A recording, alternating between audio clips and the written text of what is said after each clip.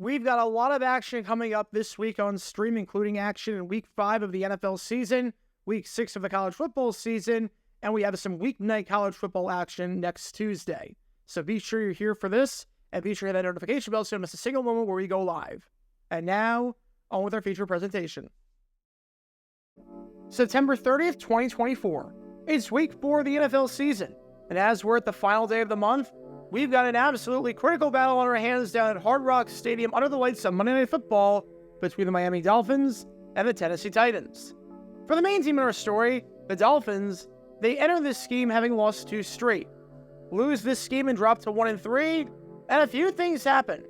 Number 1, you just lost another Monday night game to the Titans, seeing as last year, you had the win in the bag against them to all but wrap up the division, and you just completely choked in the final 3 minutes and allow Will Levis to somehow come back.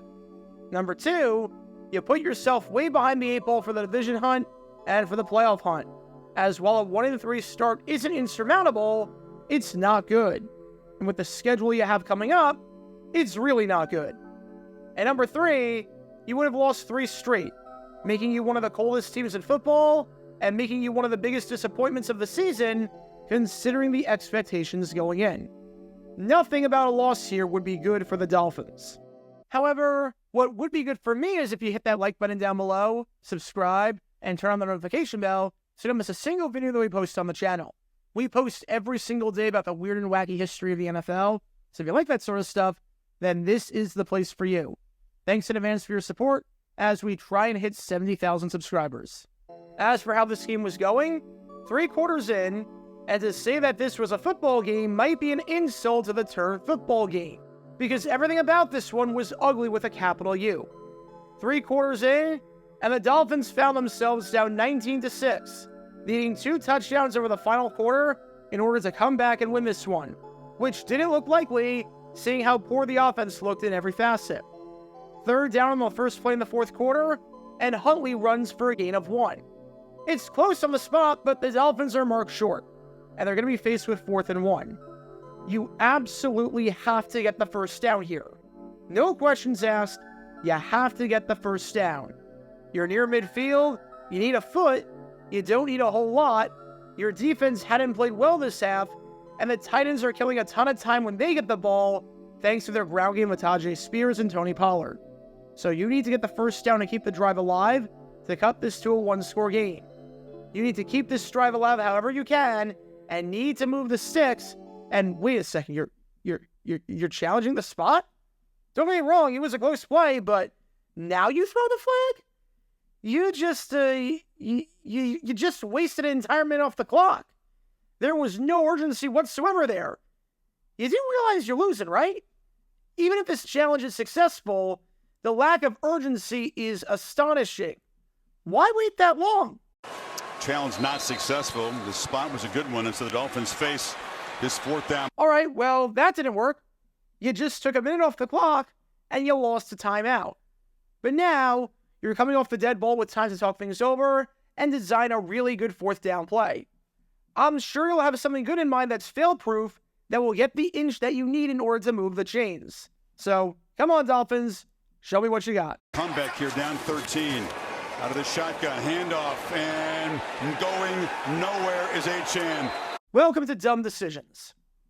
Before I break down what happened here, this whole series is about taking an in-depth look at decisions made during games that were clearly awful from the start. This isn't something that look bad in hindsight. Rather, this is something that look awful almost immediately. These are moves where your gut instinct tells you right away that there is no way this can possibly work. And sure enough, your gut instinct was smarter than that of an NFL head coach. And for this one, we're going to take a look at the Miami Dolphins head coach, Mike McDaniel. I gotta be honest, guys. It is time to have the conversation about whether or not Mike McDaniel can be a good coach in the NFL. Because I just don't see it right now. I know Miami has been dealt a really crappy hand with Tua Tagovailoa's injury. And I know they don't exactly have the best options at quarterback. Seeing as they don't have any quarterback on the roster minus Tua that can throw for more than 5 yards down the field. Having said that, it's as though the Dolphins never practiced. This was a horribly coached game on so many levels. You had the end of the game, where the Dolphins were still huddling up and were snapping the ball with 1 second left on the play clock, despite being down by 2 scores. I counted on that drive of theirs a whopping 4 times where they got the playoff on a running clock with 1 second left. So much time wasted. You had all the illegal shift penalties, which is just sloppiness. You have the fact that on the penultimate drive of the game, with the Dolphins backed up in their own end zone, they tried a play-action pass that resulted in a safety. As if anyone was going to buy the fact that with no timeouts and down 2 scores with just over 2 to play, that they were going to run the football. And you had this. This entire sequence on 4th down was just abysmal. And makes me wonder for the first time, truly, if Mike McDaniel knows what he's doing and whether he's the right man in charge or not. So with that being said, let's take a look at why burning a challenge as the play clock hits 0 and then calling a run play to the side in the shotgun on 4th and an inch is a really bad idea. We're going to start with the element that I'm not sure anyone's talked about, and that's the challenge. It's not so much that challenging the play was an inherently bad idea. If you think you got the first down, then throw that flag. That's close enough where you could do it. But at this juncture in the game, you're down by 2 scores. And not just 2 scores, but you need 2 touchdowns in order to come back and win this one. You can't make big plays deep down the field. So in all likelihood, the only way you're coming back is with long, sustained drives. The clock needs to be taken into consideration here. No other way around it. You need to pay attention to the clock. If you're going to throw the challenge flag on this because you think you got the first down, that's fine. But to wait that long to do it, to wait until practically an entire minute had come off the game clock, and to wait until it went from 15 minutes to 14 minutes? Where's the urgency? I know the answer to that question. There was none. Simply put, there was no urgency. 1 minute off the clock like that at this stage in the game, and at a point where the Titans are just running the ball and are not even trying to pass it, mind you, is huge. That's quite a few plays you could run on offense yourself, and that's 2 plays where the Titans have to call on offense. And you just wasted it by letting the clock run down before throwing the flag. And again, this isn't a case of this being a bad challenge necessarily. I've seen bad challenges before, and even did a Dumb Decisions episode last year on a really bad one by Baltimore Ravens head coach John Harbaugh. So if you want to learn more about that, you can do so by clicking the card in the upper right corner. This wasn't one of those. But compounded with everything else, and compounded with the general theme that entire quarter with lack of urgency, yeah, I don't get this. Throw the flag sooner if you're going to do it, because the clock is your worst enemy. But then, we get to the actual play call. Oh, the actual play call. Your offense had not picked up a single first down at that point in the second half, outside of a penalty. Your offense had been getting nothing going all day. The run game had been stuffed, and the passing game had been stuffed. You need 1 inch. You need 1 singular inch to get the first down. Your last 2 runs, mind you, have been stuffed for no gain or negative yardage. So it's not as though you were running it down their throats. In fact, get ready for this as you're about to tell from these highlights. On 4 of your last 6 runs dating back to the midway point of the second quarter, you lost yards. I kid you not, 4 of your last 6 runs went for a loss of yardage. And you thought, knowing how poor the running game was all day, and knowing the situation, that it was a good idea to call a run out of the shotgun, and not just any old run out of the shotgun, but a play that goes side to side? You thought that the best idea was a slow developing run side to side? We needed 1 inch to move the chains? You know there's such a thing as just falling forward and calling a quarterback sneak, right? You know that. Apparently, Mike McDaniel doesn't. He doesn't believe in that concept of just falling forward to get the first down. The only way to get the first down is to go side to side. Because this wasn't even the first time all game that this happened. Earlier in the contest, the Dolphins had a 4th down where, once again, they could have just fell forward and moved the chains. Instead, they go for it and have Tyreek Hill run side to side before he eventually ran out of real estate and got stopped for a turnover on downs. You knew that this Titans defense had stopped the run all game long, and you knew that they could move very well laterally and stop you when you ran out wide. And instead of just falling forward, you do whatever the heck this play was, which never had a chance in the world at working out. Instead of just falling forward off of a dead ball, mind you, So you guys have to burn a timeout because you lost your challenge? You did this, even though it never, not for 1 second, had a chance at working. And I don't want to hear, well, maybe Tyler Huntley can't run the quarterback sneak. Maybe that's not his forte. Absolute hogwash. Don't give me that crap. Number one, this is the NFL. If your quarterback can't run the quarterback sneak, then you're not practicing enough and things need to change. Because this is the most basic play in the playbook. But number two, that's not even remotely true.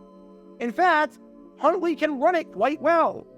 Over the last 2 seasons in Baltimore, Huntley was perfect on 4th and short situations when he had the ball in his hands and ran it, whether it was a QB power or a traditional quarterback sneak, like this play against the Steelers in 2022, for instance.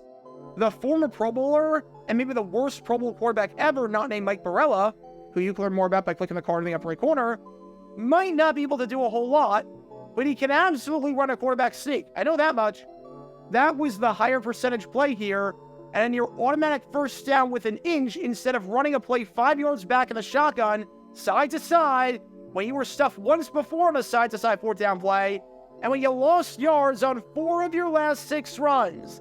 Mike McDaniel, everyone. Mike freaking McDaniel. Glad he got that contract extension for 2 seasons, despite winning 0 playoff games. Truly a well-deserved extension by the look of things. At the end of the day, this all came down to concept and execution. The challenge wasn't a bad one. When they called the challenge after wasting so much time off the clock, that was terrible. Going for it on 4th down wasn't a bad decision, as you basically had to go for it. And running the ball on 4th down wasn't a bad decision. I'm definitely not putting the game in Tyler Huntley's hands with his arm. Seeing as at this point in the contest, the Dolphins were averaging less than 1 yard per pass attempt. However, the play call was terrible. If the Dolphins threw the challenge flag right away, didn't waste a minute, the challenge was unsuccessful, and then just tried to fall forward or even run a basic play up the middle in the I formation and it didn't work, I'm not making this video. But this entire sequence reeked of incompetent coaching and of just complete lack of awareness, of which there's no excuse for. Not at this level, not at this juncture in the game, and not under the lights on Monday Night Football. None whatsoever. And what's baffling about what happened during the game between 2 of these teams behind me right here is the fact that afterwards, no one, not one single reporter, asked Mike McDaniel about this sequence. No one asked him about his 4th down play calling, and I mean any of the plays from the Tyreek Hill play to this play at the start of the 4th. Not one reporter bothered to ask on maybe the most important play of the game, and the game when basically the Dolphins' chances of winning were shot, as to why Mike McDaniel decided to do this. I don't know whether the reporters were scared to ask the question or whether they're watching a completely different game, because during the entire 10-minute press conference, this never came up. So we have no idea what the heck Mike McDaniel was thinking, and we might never know the answer to that question. Having said that, the Dolphins are one of the coldest teams in football right now. They are just 1-6 in their last 7 games, and that one win was against the Jaguars at the last second, a team that is 1-9 in their last 10 games. Mike McDaniel got that contract extension earlier in the season, but his seat might be starting to get just a teeny bit warm after, well, everything that's gone down lately. So what do we learn from all of this? If you need an inch, don't try to run side to side on the shotgun when that hasn't worked for you all day. The definition of insanity is doing the same thing over and over again and expecting different results. And if you thought after getting stuffed on 4 of your last 6 runs that the best way to get yards and get the first down was to run the ball in the shotgun, then you're insane. By definition, you're insane. Especially when the alternative is just falling forward for a man who knows how to fall forward. If you need to go quickly and need to have as little time come off the clock as possible, then you cannot take a minute off the clock for no reason when you do not have to do that. And if you're an offensive mastermind, supposedly, and you go roughly 2.5 quarters of game time without scoring a touchdown, then maybe you're not such an offensive mastermind after all. Maybe that moniker is misplaced. This is the 2nd time already that Mike McDaniel has been on dumb decisions this season. And you can learn more about the first appearance during a Week 2 primetime loss against the Buffalo Bills by clicking the card in the upper right corner. And something tells me that it won't be the last.